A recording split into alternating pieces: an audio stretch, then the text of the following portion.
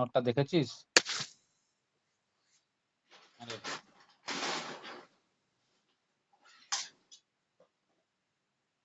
নোটটা সবাই print out করে নিস, প্রচুর দরকার। আবার এসি ড্রাইভে প্রচুর দরকার ওটা। আমি কিছু কিছু জায়গায় ইকুয়েশন স্টেপ জাম্প করব, সেই ইকুয়েশন গুলো ওখান থেকে ধরতে হবে।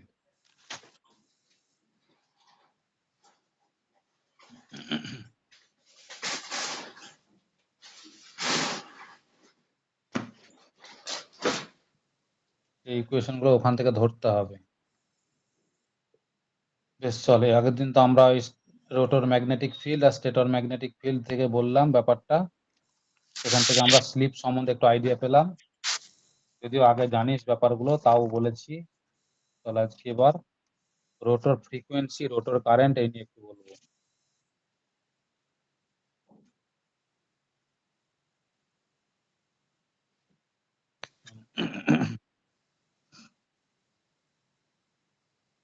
এখন ধরে নে এটা আমার কাছে স্টেটর, থ্রি ফেজ ইন্ডাকশন মোটরে এটা আমার কাছে স্টেটর। স্টেটরে আমার আছে কি? স্টেটরে তো আমরা সাপ্লাইটা কোথায় দেবো? থ্রি ফেজ ইন্ডাকশন মোটরে স্টেটরে সাপ্লাইটা দেবো স্টেটরে, তাই তো? আর স্টেটরে সাপ্লাই যেটা দেবো সেটা থ্রি ফেজ এসি, আর ওয়াই বি, তিনটে ফেজ থাকবে, যেখানে কোনো নিউট্রাল থাকবে না, ডেল্টা কানেকশনে। আমরা সেই তিনটে ফেজ সাপ্লাই কোথায় দেবো? স্টেটরে। এই যে স্টেটরে তিনটে ফেজ আমরা সাপ্লাই দিচ্ছি, কোথায় দিচ্ছি? তো স্টেটরের তিনখানা কয়েলে, একটা কয়েল, একটা কয়েল, আর এই একটা কয়েল, তিনটে ওয়াইন্ডিং এ। এই তিনটে ওয়াইন্ডিং কিসে কানেক্টেড? অর্থাৎ ডেল্টাতে। যখনই এই তিনটে ওয়াইন্ডিং এ আমি থ্রি ফেজ সাপ্লাইটা আমি অ্যাপ্লাই করব, আমার কি হচ্ছে? একটা রোটেটিং ম্যাগনেটিক ফিল্ড তৈরি করছে। যে রোটেটিং ম্যাগনেটিক ফিল্ডটা এক মিনিটে যে পাকে ঘুরবে সেটাকে বলি আমরা সিনক্রোনাস স্পিড। আর সেটাকে আমরা থ্রি ফেজ ইন্ডাকশন মোটরে এনএস দ্বারা রিপ্রেজেন্ট করেছিলাম, তাই তো?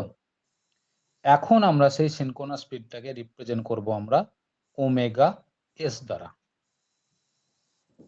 এনএস আর ওমেগা এস এর মধ্যে একটা সম্পর্ক আছে। ওমেগা এস কথার অর্থটাই হচ্ছে টু পাই এন এস।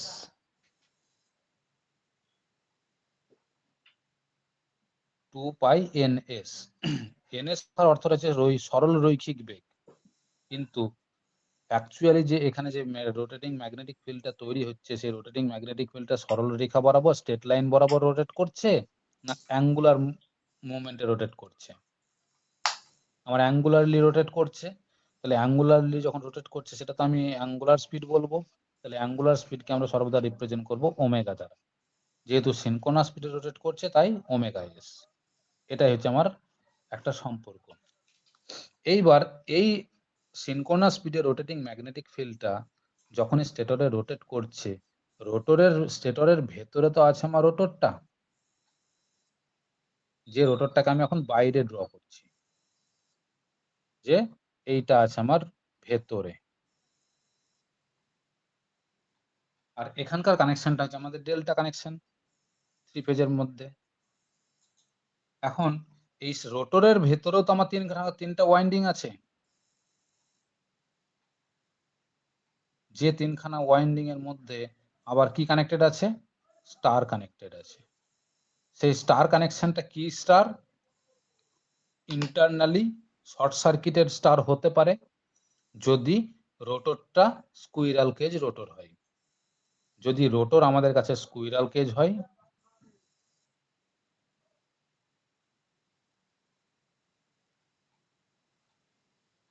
যদি রোটর আমাদের কাছে স্কুইরাল কেজ হয়, তাহলে স্টার, যে রোটরের যে কন্ডিশনটা, তিনটে ফেজের মধ্যে যে কন্ডিশনটা, সেটা কি? Star connection. কিন্তু সেই স্টারটা কি? Internally short circuited star. ভালো করে এগুলো মাথায় ঢোকা, কিন্তু বলছি, বারবার বলছি। যদি বুঝতে না পারিস আমাকে সাথে সাথে রিপ্লাই করবি। দেখ ডিসি মোটরের ড্রাইভস পড়তে গিয়ে দেখেছি আমরা খুব সিম্পল ব্যাপার ছিল, কিন্তু এখানে কিন্তু এসি মোটরের ড্রাইভস কিন্তু সিম্পল ব্যাপার হবে না, খুব ক্রিটিক্যাল ব্যাপার কিন্তু এটা। তাহলে যদি আমার স্কুইরাল কেজ রোটর হয় তাহলে সেখানে ইন্টারনালি শর্ট সার্কিটেড রোটর, কিন্তু যদি স্লিপ রিং রোটর হয় তাহলে কি কানেকশন বল, কেউ একজন রিপ্লাই কর। যদি স্লিপ রিং রোটর হয় তাহলে এই স্টার কানেকশনটা কিভাবে আছে বল, শুনতে পাচ্ছিস তো ঠিক মতো?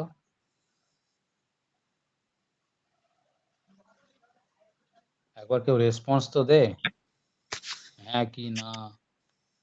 আমি তো বুঝতে পারছি না, পড়িয়ে চলে যাচ্ছি। কেউ যদি ঠিক মতো শুনতে পাচ্ছিস তাহলে আমাকে রেসপন্স দে, স্যার ঠিক আছে সবকিছু।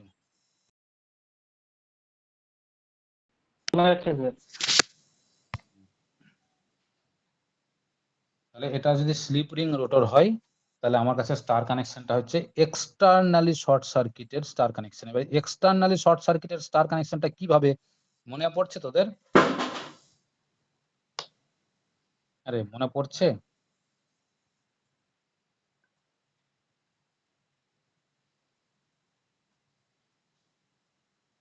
এগুলো সব মনে পড়া, আমি দেখ আবার তোদেরকে দেখাচ্ছি।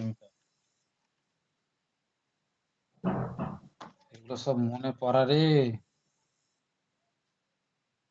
থ্রি ফেজ ইন্ডাকশন মোটর নিয়ে সারা জীবন কাজ করতে হবে যদি।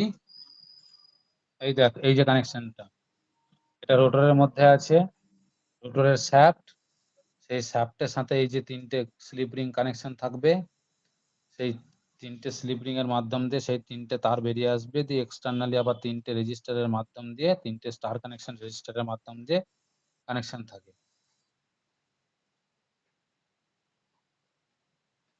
এই জায়গাটা মনে কর, পড়িস কিন্তু, বারবার বলছি, এই যে নোটটা দিয়েছি সেই নোটটা কিন্তু পড়িস, যে যে জায়গাগুলো দিয়েছি।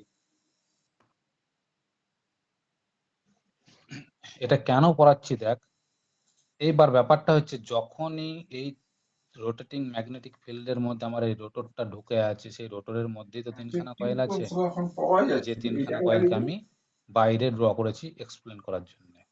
অ্যাকচুয়ালি আছে তো ভেতরে।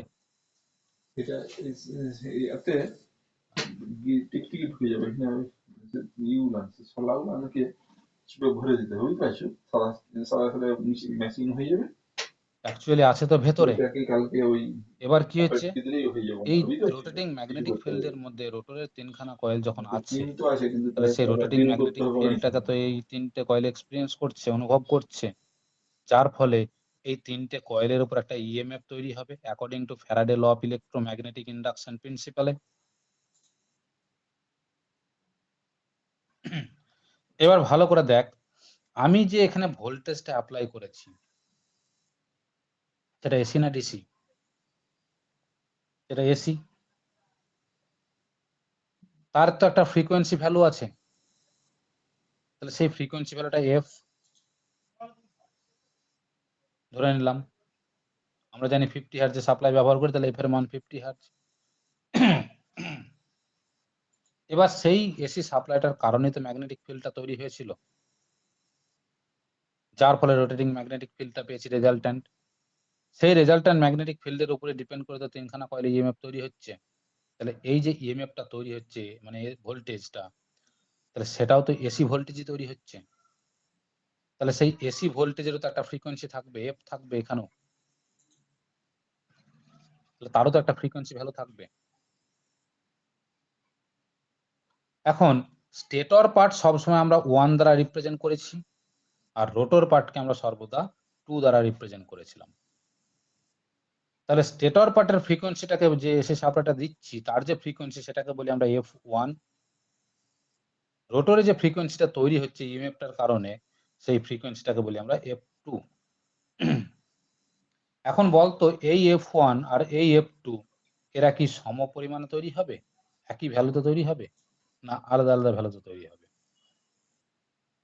আর এই F1 যদি আলাদা ভ্যালুতে তৈরি হয় তাহলে এই ফ্রিকোয়েন্সি আর এই ফ্রিকোয়েন্সির মধ্যে সম্পর্কটা কি? বল, কে বলতে পারিস দেখি?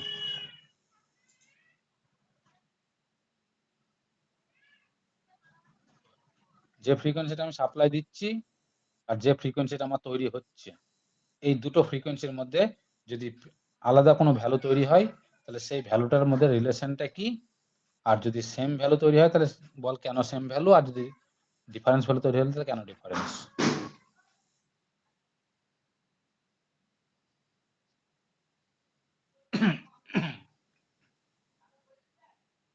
তাহলে এখানে কিন্তু আলাদা ভ্যালু তৈরি হবে।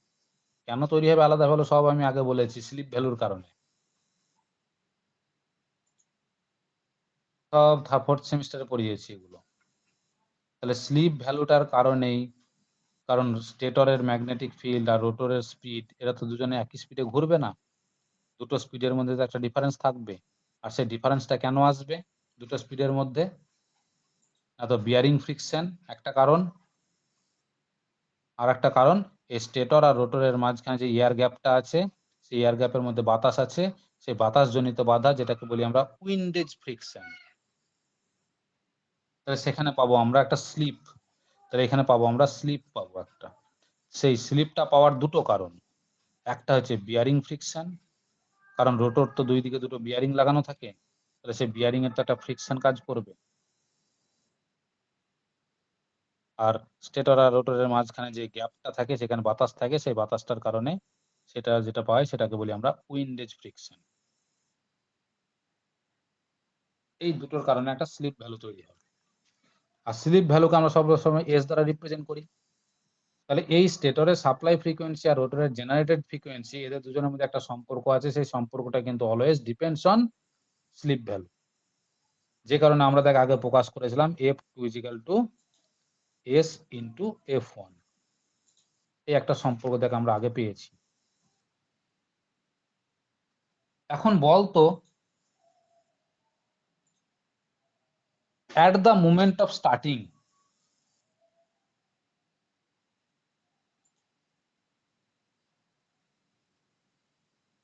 at the moment of starting অর্থাৎ যে মুহূর্তে আমি মোটরটাকে স্টার্ট করতে চাইছি সেই মুহূর্তে তো সাপ্লাইটাকে অন করব, সুইচটা অন করব। যেই সুইচটা অন করলাম সাথে সাথে কি মোটর ঢুকবে, ঘুরতে শুরু করবে? না, মোটরটা ঘোরার জন্য ফ্র্যাকশন অফ মিলি সেকেন্ড একটা সময় লাগবে। এই যে ফ্র্যাকশন অফ মিলি সেকেন্ড একটা সময় লাগবে, কারণ যখন দেখ আমরা দৌড় প্রতিযোগিতাতে অংশগ্রহণ করি তখন হুইসেল বাজানোর সাথে সাথে কি তোরা ছুটতে শুরু করিস? না, হুইসেল যখন বাজানো হয় সেই হুইসেলের আওয়াজটা কানে ঢোকে, কান থেকে ব্রেনে পৌঁছায়, ব্রেন আমাদেরকে রেসপন্স দেয় যে এবার ছোট হাত পা নিয়ে, তারপর আমরা ছুটতে শুরু করি। তাহলে হুইসেলের আওয়াজটা যখন কানে ঢুকছে, কানে ঢুকতে যে হুইসেলটা বাজাচ্ছে তার কাছ থেকে আমার কানে এসে একটা হুইসেলের আওয়াজটা পৌঁছাতে একটা সময় লাগে, সেটা মাইক্রো সেকেন্ডও হতে পারে, কিন্তু একটা সময় লাগে। তাহলে সেই যে সময়ের ব্যবধান, সেই সময়ে কানে ঢুকলো তারপরে কান থেকে ব্রেনে গেল, তার জন্য একটা সময় লাগে। ব্রেন আবার আমাদেরকে শরীরকে কন্ট্রোল করে বলে যে নাও এবার হাত পা নিয়ে ছোট। তাহলে এই পুরো প্রক্রিয়াটার জন্য তো একটা ফ্র্যাকশন অফ মাইক্রো সেকেন্ড বল, মিলি সেকেন্ড বল একটা সময় লাগে। তাহলে ঠিক সেই রকম কিন্তু এখানে সাপ্লাইটা অন করার সাথে সাথে মোটরটা যে ঘুরবে, এই ঘোরার জন্য একটা সময় লাগে। তাহলে সেই সময়টার ব্যবধানে রোটরের মধ্যে যে ফ্রিকোয়েন্সিটা তৈরি হয় তার মানটা কত হয় বল? ওই সময়টার মধ্যে রোটর জেনারেটেড ফ্রিকোয়েন্সির মানটা সর্বদা স্টেটর সাপ্লাই ফ্রিকোয়েন্সির সাথে সমান হয়। কেন কেন সমান হয় বল? কারণ সেটা স্ট্যান্ড স্টিল কন্ডিশনে থাকে। হ্যাঁ, স্ট্যান্ড স্টিল কন্ডিশনে থাকলো, এর স্ট্যান্ড স্টিল মানটা কন্ডিশনে কি হয়? সমান হবে। তাহলে সেই জন্য বলা হয় স্ট্যান্ড স্টিল কন্ডিশনে,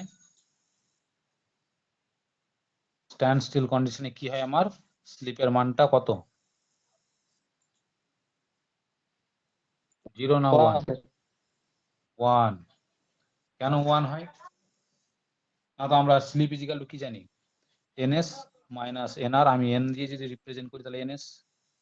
তাহলে এখন স্ট্যান্ড স্টিল কন্ডিশন মানে মোটর ঘুরেনি, মানে রোটেশনাল স্পিড 0, মানে nr এর মান 0। তাহলে কি হবে? ns বাই ns মানে 1। তাহলে স্লিপের মান যদি 1 হয় তাহলে বল, আমি যে স্লিপের মানে এখানে বসাই 1, তাহলে সেই জায়গা থেকে আমরা বলতে পারবো F2 ইজিক্যাল টু F1,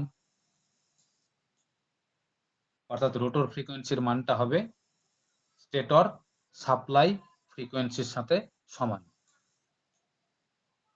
মনে থাকবে যেন, মনে যেন থাকে, খুব গুরুত্বপূর্ণ। দেখ, এগুলো সব পড়ানো হয়ে গেছে, আমি তাও পড়াচ্ছি কেন? একটু পড়ানো হোক, তারপরে সব বুঝতে পারবি কেন পড়াচ্ছি আমি এগুলো। তোরাই ভুল করবি তখন দেখবি। এইবার বল, যেই মুহূর্তে মোটরটা ঘুরে গেল, যেই মোটরটা ঘুরতে লাগলো, এইবার রোটর ফ্রিকোয়েন্সির মানটা কি আর সাপ্লাই ফ্রিকোয়েন্সির মানের সাথে সমান থাকবে না চেঞ্জ হবে? চেঞ্জ হবে, কারণ যেই রোটর ঘুরতে লেগেছে, রোটরের রোটেশনাল স্পিড পেয়ে গেছে, মানে এনআর এর একটা মান থাকবে। তাহলে সেই মানটার উপরে ডিপেন্ড করে এনআর এর মান যেরকম পরিবর্তন হবে, সেই রকম মানের উপরে ডিপেন্ড করে তো স্লিপের মানের পরিবর্তন হবে। সেই স্লিপের মানের যদি পরিবর্তন হয়, তাহলে সেটাই তো সাপ্লাই ফ্রিকোয়েন্সির সাথে গুণ করে রোটর ফ্রিকোয়েন্সি তৈরি করবে। তাহলে সেই অবস্থায় যখন রোটেট করতে শুরু করবে, তখন কিন্তু আর জেনারেটেড ফ্রিকোয়েন্সি সাপ্লাই ফ্রিকোয়েন্সির সাথে সমান হবে না, তখন স্লিপ ভ্যালু ভ্যারি করবে,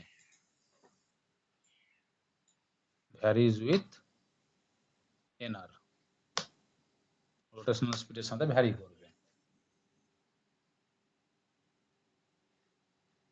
বোঝা গেল?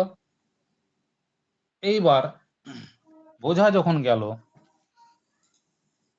তাহলে সেই জায়গা থেকে বল, এবার আমার তো অ্যাকচুয়ালি রোটর যে সার্কিটটা আছে, সেটা স্কুইরাল কেজি হোক বা স্লিপ রিংই হোক, সে তো আলটিমেটলি শর্ট সার্কিটেড। সে তো আলটিমেটলি শর্ট সার্কিটেড হয়ে আছে। তার মানে স্টার শর্ট সার্কিটেড স্টার যদি হয়, তাহলে প্রথমত স্টার কানেকশন পেতে গেলে তো এই 3টে পয়েন্টকে এক জায়গায় করতে হবে।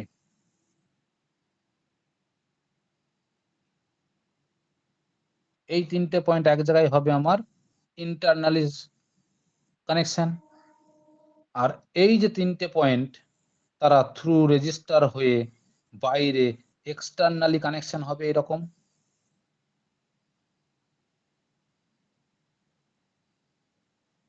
এইবার সেই সার্কিটের উপরে যদি ইএমএফ জেনারেট হয়, তাহলে সেই ইএমএফ মানে ভোল্টেজ যদি জেনারেট হয়, তাহলে সেই ভোল্টেজটার কারণে এই যে রোটর বল, সেই রোটর কয়েলটা তৈরি করতে তো আমার একটা নির্দিষ্ট দৈর্ঘ্যের তার দরকার পড়েছে।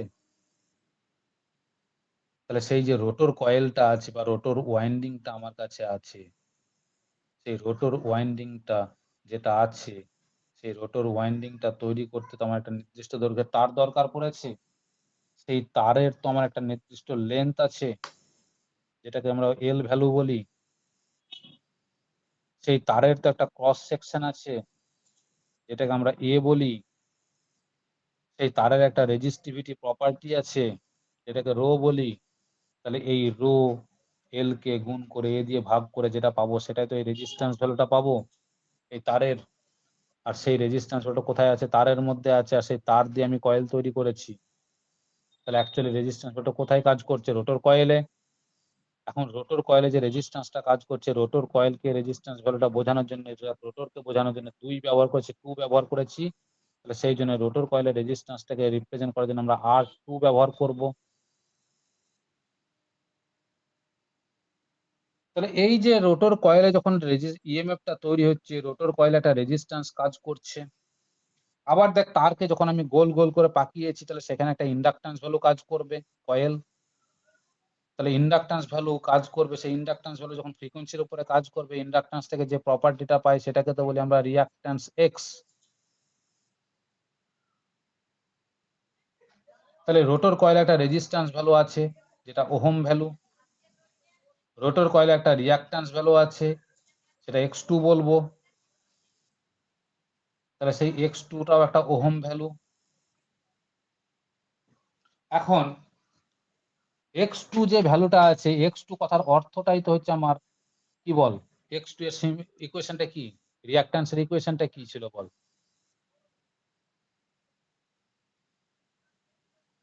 2πfl, তাই তো? রিঅ্যাকট্যান্সের এটা তো ইকুয়েশন,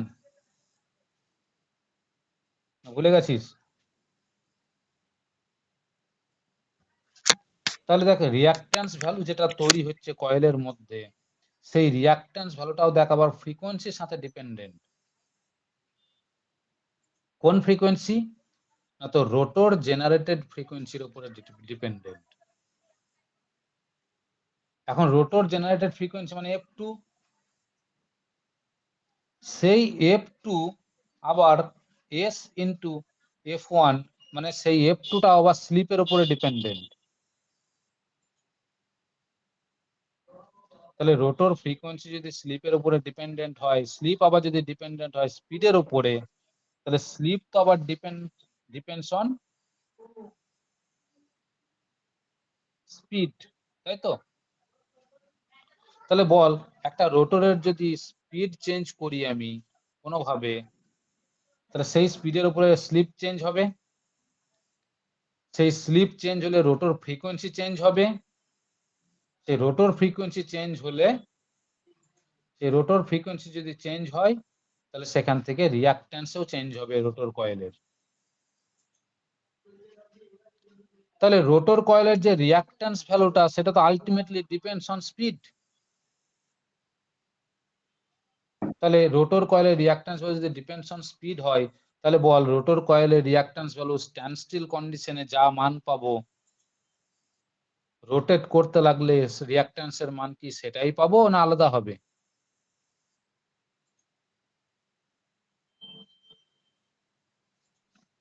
বল একই থাকবে না চেঞ্জ হবে?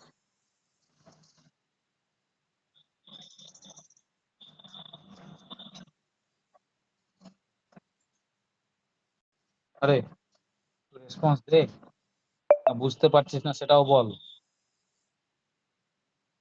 তোদের বুঝতে কি অসুবিধা হচ্ছে?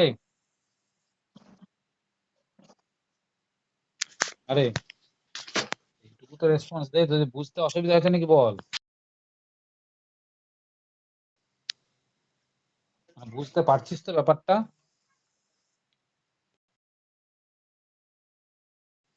তাহলে রোটর কয়েলের রিঅ্যাকট্যান্সের মান যদি স্পিডের উপরে ডিপেন্ডেন্ট হয় তাহলে স্ট্যান্ড স্টিল কন্ডিশনে এক মান পাবো, স্ট্যান্ড স্টিল কন্ডিশনে রোটরের রিঅ্যাকট্যান্সের যে মানটা পাবো সেটাকে আমরা রিপ্রেজেন্ট করি x2, আছে রোটর কয়েলের রিঅ্যাকট্যান্স, আর স্ট্যান্ড স্টিল কন্ডিশন মানে zero speed, stand still condition মানে জিরো স্পিড,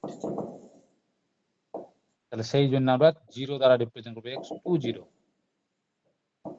তাহলে এটা হলো স্ট্যান্ড স্টিল কন্ডিশনের রিঅ্যাকট্যান্স, স্ট্যান্ড স্টিল রিঅ্যাকট্যান্সের মান আমরা পাবো। ঠিক যেই রোটর ঘুরতে শুরু করবে মানে স্লিপ তৈরি হতে শুরু করবে, সেই যে স্লিপটা তৈরি হবে সেই স্লিপ ভ্যালুর উপরে ডিপেন্ড করে রোটর ফ্রিকোয়েন্সি চেঞ্জ হবে, রোটর ফ্রিকোয়েন্সি চেঞ্জ হলে রিঅ্যাকট্যান্সের মান চেঞ্জ হয়ে যাবে। তাহলে এই অবস্থায় অর্থাৎ রোটেট অবস্থায় যে রিঅ্যাকট্যান্সের মানটা পাবো সেটাকে বলবো আমরা x2, স্লিপ কন্ডিশন ঘুরছে মানে স্লিপ আছে সেই জন্য বলবো x2s, এটাকে বলবো আমরা রোটেটিং অবস্থায়, রোটেটিং কন্ডিশনে রিঅ্যাকট্যান্স।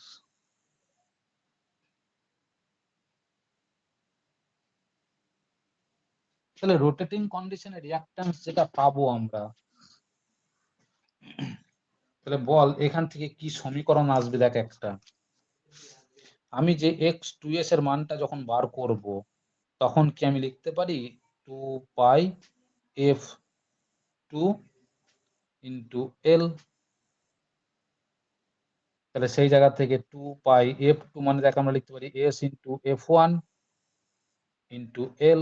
তাহলে এসটাকে যদি আমি আগে নিয়ে আসি তাহলে 2 পাই f1 এল। আবার x20টাকে যদি আমি রিপ্রেজেন্ট করি তাহলে সেটা দেখ 2 পাই f2 ইন্টু এল। তাহলে এই ক্ষেত্রে যদি দাঁড়িয়ে থাকা অবস্থায় স্ট্যান্ড স্টিল অবস্থায়, তাহলে স্ট্যান্ড স্টিল অবস্থায় রিঅ্যাক্টর রোটর ফ্রিকোয়েন্সির মান কত হয়? f1, কারণ স্ট্যান্ড স্টিল কন্ডিশনে f2 ইজিক্যাল টু তো f1 আমরা আগেই দেখে এসেছি।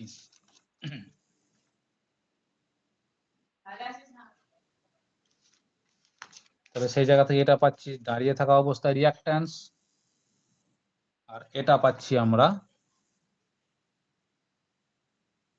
ঘূর্ণায়মান অবস্থায় রিঅ্যাকট্যান্স। তাহলে এই জায়গা থেকে বলতে পারি x2s is equal two s into এটার জায়গায় আমি লিখতে পারি, এইটুকু জায়গায় আমি লিখতে পারি x20।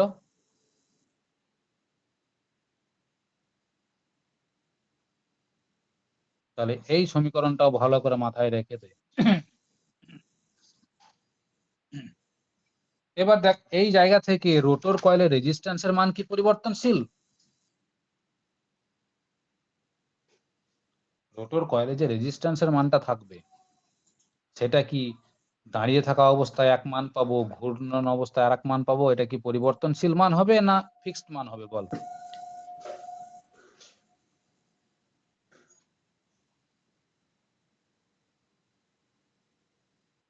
বল।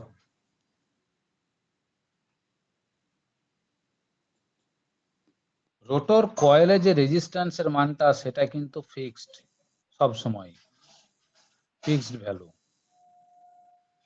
এর কোন রকম স্পিডের উপরে ডিপেন্ড নয়। কেন ডিপেন্ড নয়? না তো রেজিস্ট্যান্সের মান পরিবর্তন হতে গেলে কাকে পরিবর্তন হতে হবে? হয় রো কে পরিবর্তন হতে হবে, নাহলে এল কে পরিবর্তন হতে হবে, নাহলে এ কে পরিবর্তন হতে হবে।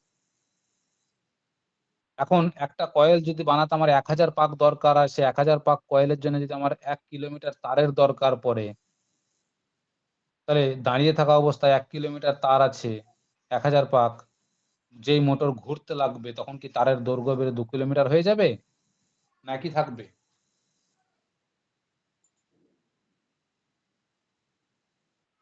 তাহলে দাঁড়িয়ে থাকুক আর ঘুরুক, ঘূর্ণায়মানই থাকুক, এর লেন্থের মান একই থাকবে, তারের লেন্থ কোনো পরিবর্তন হবে না। তারের লেন্থ যদি পরিবর্তন না হয়, ক্রস সেকশনে পরিবর্তন হবে না, তাহলে রো কি পরিবর্তন হবে? রো তো ডিপেন্ড করে মেটেরিয়ালের উপরে। তাহলে দাঁড়িয়ে ছিল তখন তামার তার ছিল, ঘুরতে লাগলো তখন পিতলের তার হয়ে গেল, তা কি হবে? তাও হবে না। তাহলে রো এর মানও ফিক্সড। তাহলে রো এর মান যদি ফিক্সড হয় তাহলে রোটর কয়েলের রেজিস্ট্যান্সের মান কিন্তু অলওয়েজ ফিক্সড। কিন্তু রোটর রিঅ্যাকট্যান্সের মান কিন্তু ফিক্সড নয়, এটা পরিবর্তনশীল মান, সেটা ডিপেন্ড করবে স্পিডের উপরে। তাহলে এই রেজিস্ট্যান্স আর রিঅ্যাকট্যান্স কে মিলিত করলে যে জিনিসটা পাই সেই জিনিসটা কি বলতো এবার? রেজিস্ট্যান্স আর রিঅ্যাকট্যান্স মিলিত হয়ে যে জিনিসটা তৈরি করে, যে এফেক্টটা তৈরি করে, সেই এফেক্টটা কি আমাদের কাছে? এটাকে আমরা কি বলি? রেজিস্ট্যান্স আর রিঅ্যাকট্যান্স কে যোগ করে যেটা পাই সেটাকে আমরা কি বলি?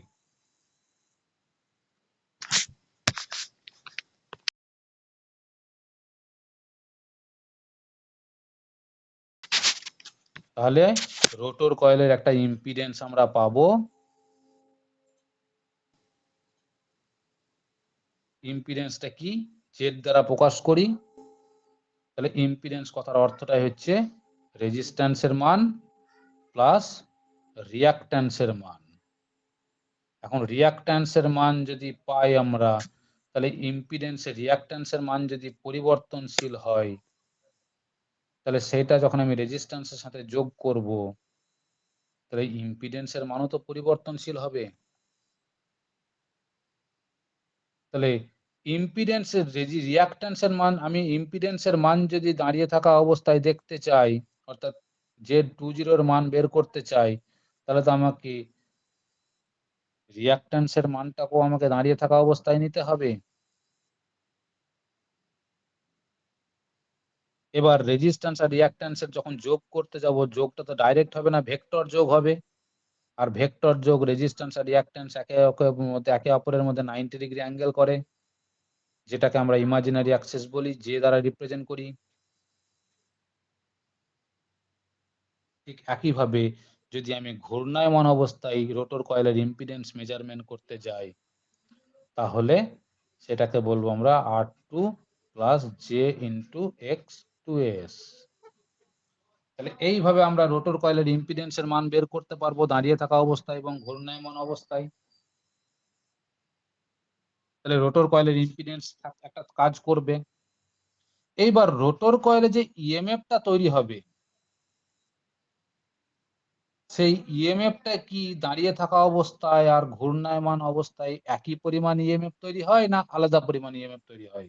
বল এবার।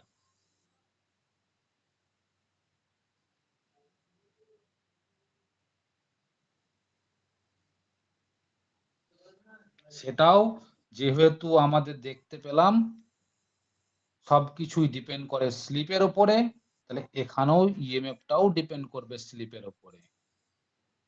অর্থাৎ রোটর কয়েলে যে ইএমএফটা তৈরি হয় সেটাকে যদি আমি ই দ্বারা রিপ্রেজেন্ট করি, তাহলে রোটরে তৈরি হচ্ছে বলে E2।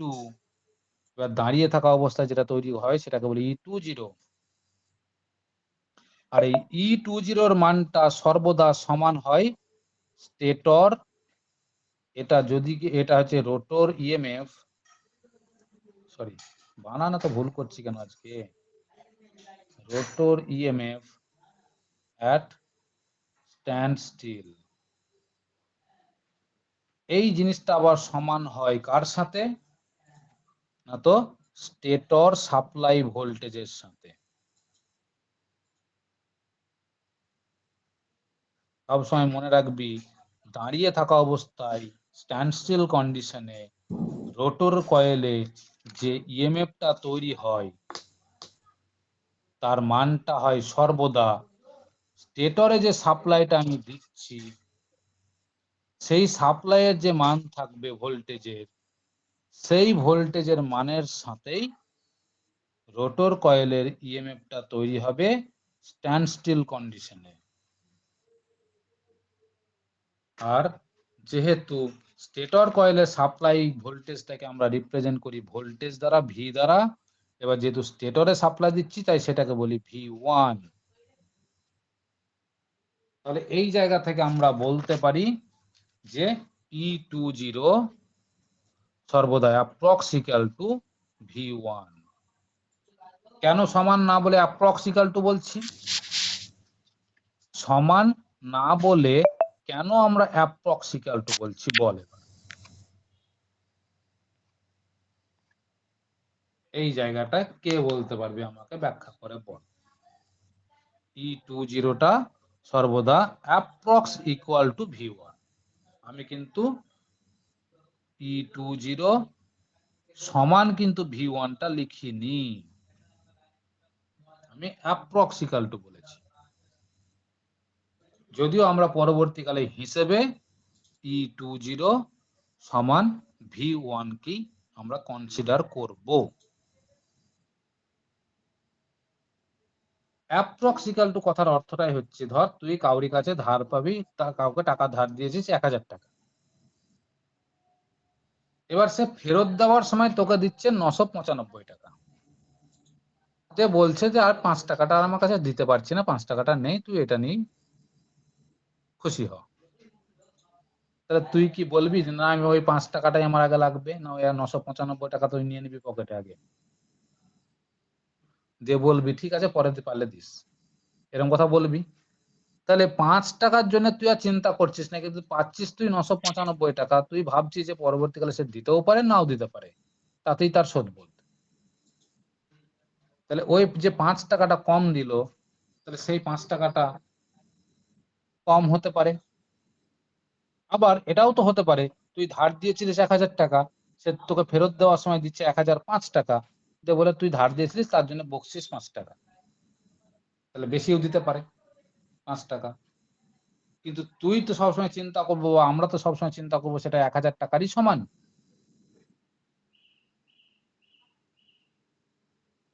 তাহলে সেই 5 টাকার হিসেবটাকে আমরা নগণ্য বা হিসেবের মধ্যে আনি না।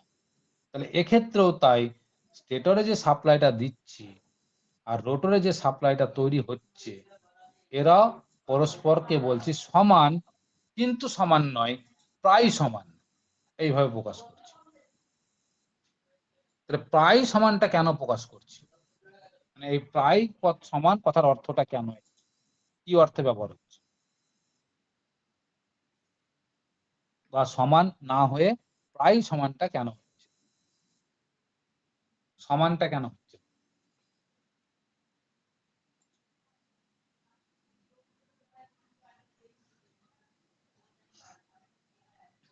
বল।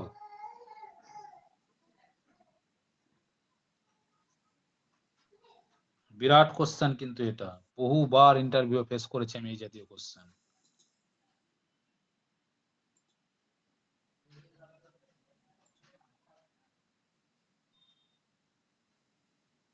বল একটু, কেউ বল, একটু একটু হিন্টস দে কেউ, তারপর আমি বলে দিচ্ছি।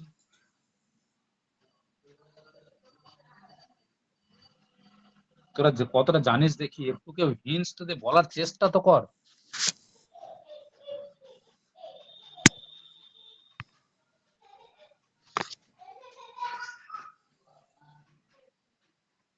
আরে একটু বলার চেষ্টা তো কর।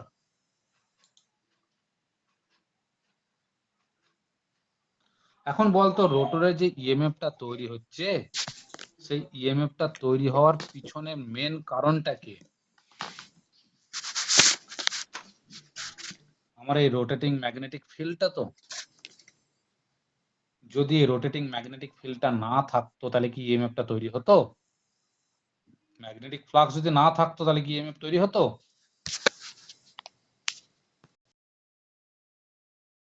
ম্যাগনেটিক ফ্লাক্সটাকে আমার দরকার, যেটাকে বলি ফাই, যেটাকে বলি ফাই এস বা ফাই আর রেজাল্ট্যান্ট। তাহলে এই ফাই রেজাল্ট্যান্টটাকে আমার দরকার। এখন ফাই রেজাল্ট্যান্টটা কোথায় তৈরি হচ্ছে? 3টে কয়েলে। এখন সেই 3টে কয়েলের ম্যাগনেটিক ফ্লাক্স তৈরি করার জন্য তো এই 3টে ফেজ দিয়ে কারেন্ট ঢুকছে। আর কারেন্টটা ঢুকছে কখন? যখনই আমি ভোল্টেজটা দিয়েছি। তাহলে ভোল্টেজটা দেওয়ার ফলে কারেন্ট ঢুকছে, কারেন্ট ঢুকে ম্যাগনেটিক ফ্লাক্স তৈরি করছে। এইখানে যে ম্যাগনেটিক ফ্লাক্সটা তৈরি হচ্ছে, সেই ম্যাগনেটিক ফ্লাক্সটা কি সম্পূর্ণটাই এখানে কাজ করছে? এক আধটা ম্যাগনেটিক ফ্লাক্স কি লিকেজ হয়ে বেরিয়ে পালিয়ে যাচ্ছে না? এক আধটা ম্যাগনেটিক ফ্লাক্স কি লিকেজ হতে পারে না? সাইকেলের চাকাতে তো হাওয়া ভরিস, তারপরে ভলটিউটাকে টাইট করে লাগিয়ে দিস, 1 মাস পরে কি হাওয়া থাকে না কমে যায়?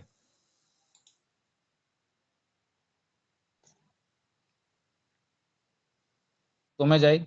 কেন কমে গেল? তুই তো হাওয়া বেরোনোর রাস্তা রাখিসনি, তাও কেন হাওয়া বেরোলো?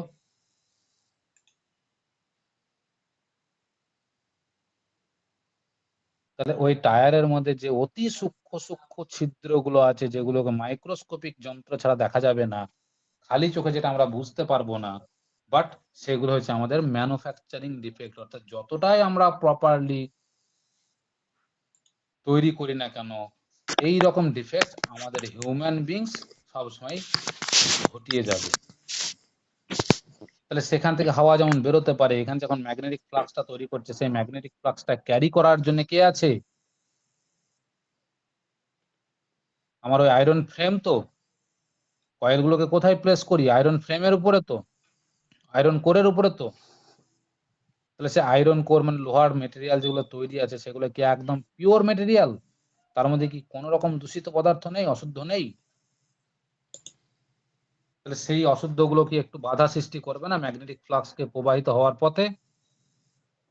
সেই বাধা সৃষ্টির জন্য এক আধটা ম্যাগনেটিক ফ্লাক্স কিন্তু বাইরে বেরিয়ে পালাতে পারে। তাহলে যে ম্যাগনেটিক ফ্লাক্সটা বাইরে বেরিয়ে পালিয়ে যাবে, তাকে কি আমি আর এই রেজাল্ট্যান্টের হিসেবে আনতে পারবো না? সেই ম্যাগনেটিক ফ্লাক্সটা ভেতরে গিয়ে, বাইরে বেরোনোর আগে ও ভেতরে গিয়ে ইএমএফ তৈরি করে বেরিয়ে যাবে। তাই কি করবে? ও কি আর বলে করবে যে নিয়ে আমাকে তাড়াতাড়ি কাজ করিয়ে নাও, আমি পালিয়ে যাব বলে রোটরে ঢুকবে গিয়ে? তাও ঢুকবে না। ও একাধটা বেরিয়ে পালিয়ে যাবে। যত বড় ইনস্টিটিউট হোক না কেন, ভালো কলেজ হোক না কেন, সেখানে দেখ একাধটা বদমাস ছেলে থাকেই। সেই বদমাস ছেলের কাজই হচ্ছে ক্লাস ঠিক মতো করে না করা, বাইরে বাইরে পালিয়ে যাওয়া। তাহলে ঠিক এখানেও সেরকমই ঘটবে, একাধটা ম্যাগনেটিক ফ্লাক্স কিন্তু বাইরে বেরিয়ে পালিয়ে যাবে। এই যে ম্যাগনেটিক ফ্লাক্স গুলো বাইরে বেরিয়ে পালিয়ে যাবে, তারা তো আর ইএমএফ তৈরি করতে সাহায্য করবে না, কিন্তু এই ম্যাগনেটিক ফ্লাক্সটাকে তৈরি করার জন্য তো এই ভোল্টেজটা আমাকে দিতে হয়েছে। তাহলে সেই ভোল্টেজের কারণে তো ম্যাগনেটিক ফ্লাক্সটা, কারেন্ট ঢুকেছে বলেই ম্যাগনেটিক ফ্লাক্সটা তৈরি হয়েছে। কিন্তু সেই ম্যাগনেটিক ফ্লাক্সের মধ্যে কয়েকজন পালিয়ে গিয়েছে, যার ফলে আর তারা ইএমএফটা গিয়ে তৈরি করতে পারেনি। তাহলে এই ইএমএফটা একটু কম তৈরি হবে, যে কারণে আমরা ওই যে কমটা তৈরি হবে, সেই কমটা কিন্তু আমরা হিসেবের মধ্যে যদি না রাখি তাহলে ইজিক্যাল টু ধরি, আর যদি হিসেবের মধ্যে রাখি তাহলে অ্যাপ্রক্স ইকুয়াল টু ধরি।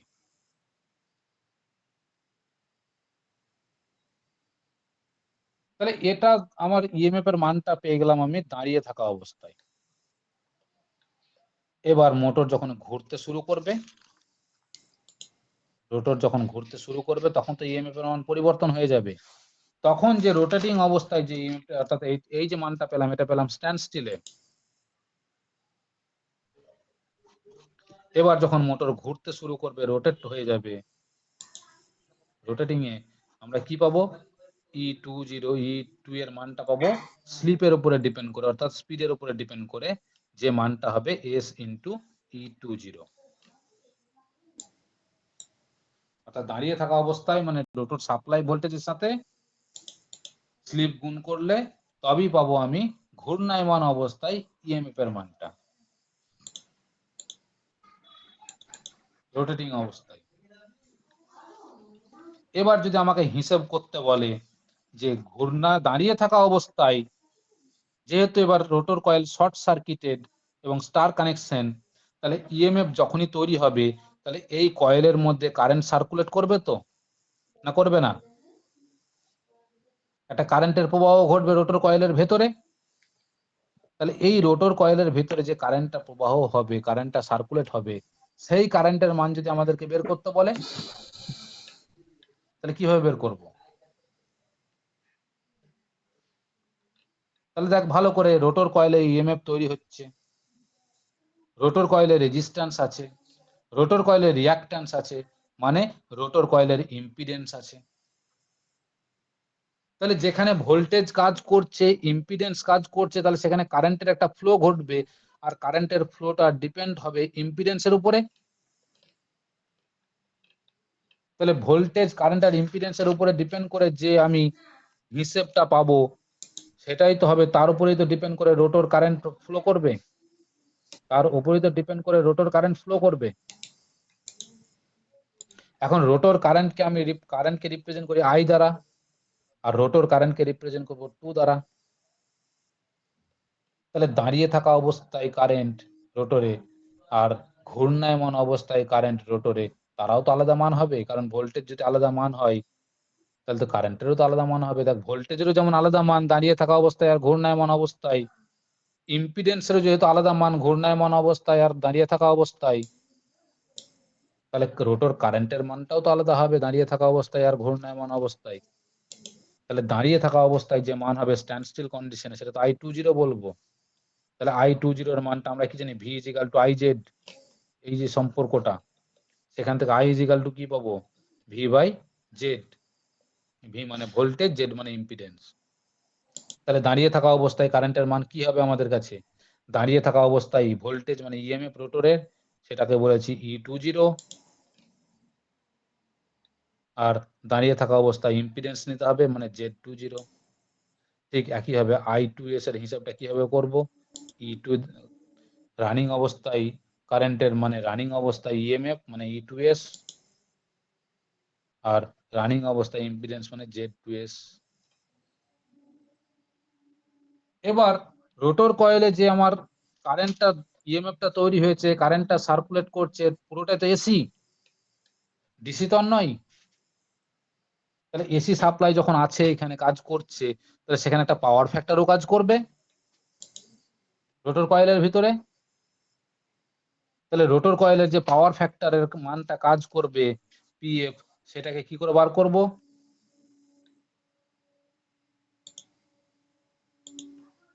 পাওয়ার ফ্যাক্টরের মানে হিসাবটা কি ছিল বল?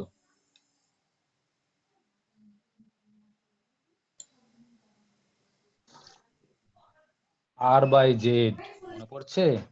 cos phi is equal to R by Z, হিসাব মনে আছে?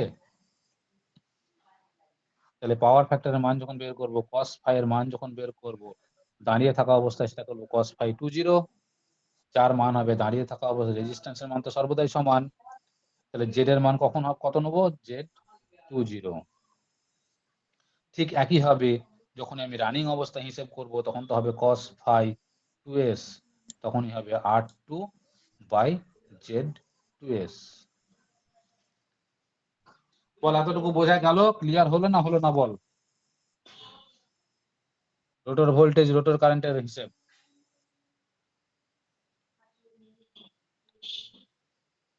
যদিও আগে পড়েছিস, তাও আমাকে রিপিট করতে হবে এই জায়গাটা।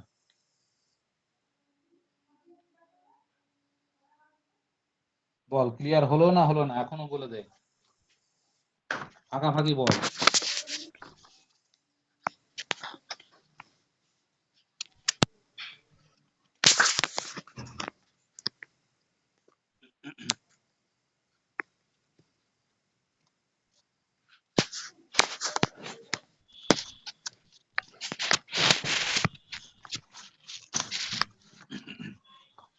তাহলে এই জায়গাটা বলতে হলো, এর পরের টপিক হবে আমাদের পাওয়ার ফ্লো ইকুয়েশন। পাওয়ার ফ্লোটাকে আমার জানার দরকার এবার।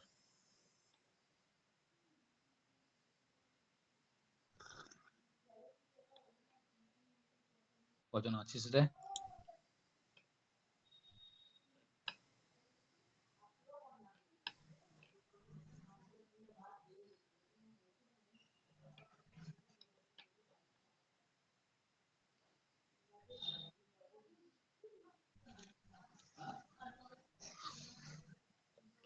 বল, কিছু রেসপন্স দে রে। চুপচাপ শুনে যাচ্ছি সবাই, মুখ বন্ধ করে। কিছু তো রেসপন্স কর। সৌমেন আছিস? সৌমেন,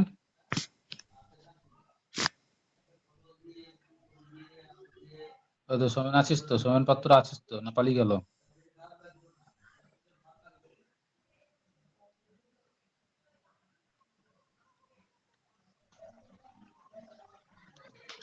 আরে কিছু তো বল।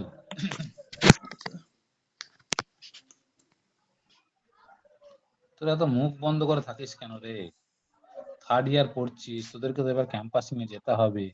তাহলে ক্যাম্পাসিং এ যাওয়ার জন্য তোদেরকে তো মুখ খুলতে হবে একটু।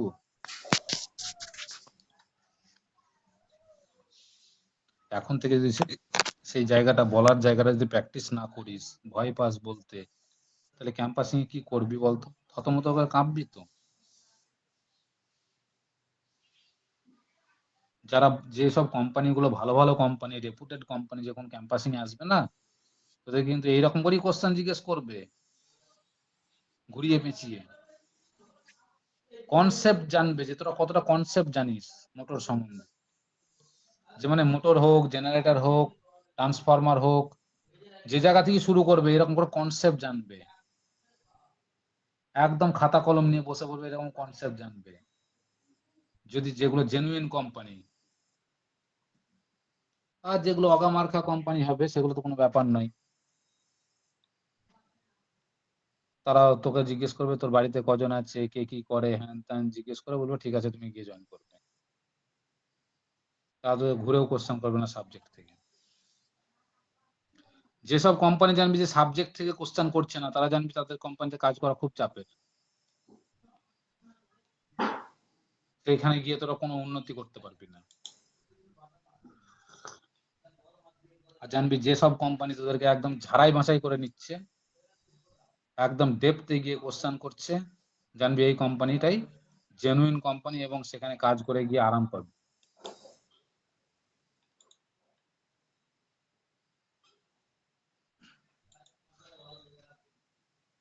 বল বুঝতে পারলি যেটুকু বললাম? সবারই ক্লিয়ার হলো?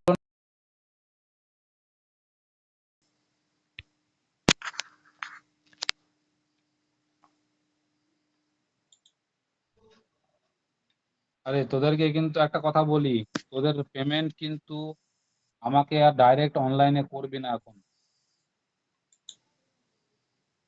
তোদের জন্য কিন্তু বিরাট ভুগলাম আমি। এই সন্ধ্যায় আমার অ্যাকাউন্ট ওপেন হলো আজকে, তার জন্য আমাকে যে কলকাতা কবার ছুটতে হলো। যে ফোন করেছে আমাকে, যে কথা বলেছে সেই জানে। দেখ, যারাই ফোন করেছিস, যেই ফোন করেছিস, দেখ সবসময় আমাকে বাসে পেয়েছিস। আমার ছুটির টাইমটা শুধু ছোটাছুটি করতে করতে চলে গেল, এবং শুধু ছোটাছুটি করে নয়, বেশ নির্দিষ্ট একটা ভালো অ্যামাউন্ট খরচ করে।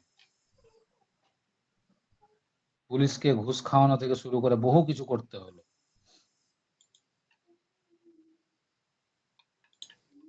সাইবার ক্রাইম থানার পুলিশকে ঘুষ পর্যন্ত খাওয়াতে হলো এই তার অ্যাকাউন্টটাকে তাড়াতাড়ি ওপেন করার জন্য।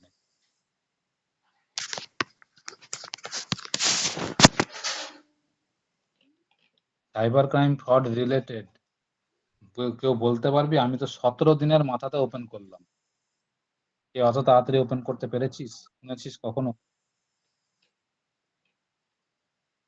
সশরীরে প্রেজেন্ট হয়ে 17 দিনের মাথাতে ওপেন করালাম, কারণ সেখানে আমার একটা নির্দিষ্ট ভালো অ্যামাউন্ট টাকা ফেঁসে গেছিল। তাই এইরকম করে, মানে যাদের দেখ গেম খেলে টাকা জেতা আছে, তারা কিন্তু কখনোই আমাকে সেই অ্যাকাউন্ট থেকে টাকা পাঠাস না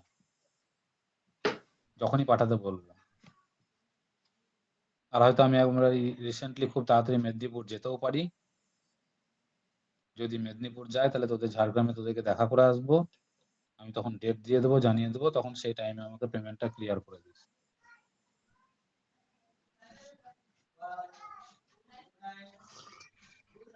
আর এখনো অনেকে পেমেন্ট করেনি, গ্রুপে যারা জয়েন হয়ে বসে আছে, তাদের উদ্দেশ্যে তাদেরকে জানিয়ে দিবি। তোরা যদি চিনিস জানিস কেউ, হয় গ্রুপ থেকে লেফট করে যাবে, আর নাহলে নির্দিষ্ট পরিমাণ অ্যামাউন্টটাকে পেমেন্ট করে দেবে। দেখ, এত পরিমাণ ক্ষতির পরে আমার পরিয়ে আর কোনো লাভ আছে বল? যেটুকু লাভ করলাম পরিয়ে তোদেরকে, সেই টাকাটা আমার বেরিয়ে গেল। সোজা কথা, একদম সত্যি কথাটাই বলছি। বরং তার থেকে বেশি বেরিয়ে গেছে। তোদের কাছ থেকে যেটুকু আমি রিসিভ করেছি এখনো পর্যন্ত, বরং তার থেকে আমার বেশি। নোটে দেখ একটা অঙ্ক করা আছে, সেই অঙ্কটাকে ভালো করে আয়ত্ত কর। ফোর্থ সেমিস্টারের 3 পেজ ইন্ডাকশন মোটরের নোটে এই rotor current, rotor voltage, rotor resistance, rotor ইম্পিডেন্সের উপরে ডিপেন্ড করে অঙ্ক যেগুলো করা আছে, সেই অঙ্কগুলোকে আগে আত্মস্থ কর। অঙ্কগুলোকে আত্মস্থ করতে বলছে, আমার কথাটা ভালো করে শোন, আত্মস্থ কর। আর এর পরের টপিক হবে আমার পাওয়ার ফ্লো ডায়াগ্রাম। সেই পাওয়ার ফ্লো ডায়াগ্রাম সম্বন্ধে ভালো করে পড়ে রাখ। এইটুকু কাজ তোরা কর, তাহলে পরের জায়গাটা বোঝাতে সুবিধা হবে আমার। তাহলে ওই পাওয়ার ফ্লো ডায়াগ্রামের পরে কিন্তু আমি কিন্তু একদম সত্যি কথা বলছি, টর্ক ইকুয়েশন ঢুকে যাব, তখন কিন্তু একদম সমুদ্রের মাঝখানে পড়ে যাওয়ার মতন অবস্থা হয়ে যাবে।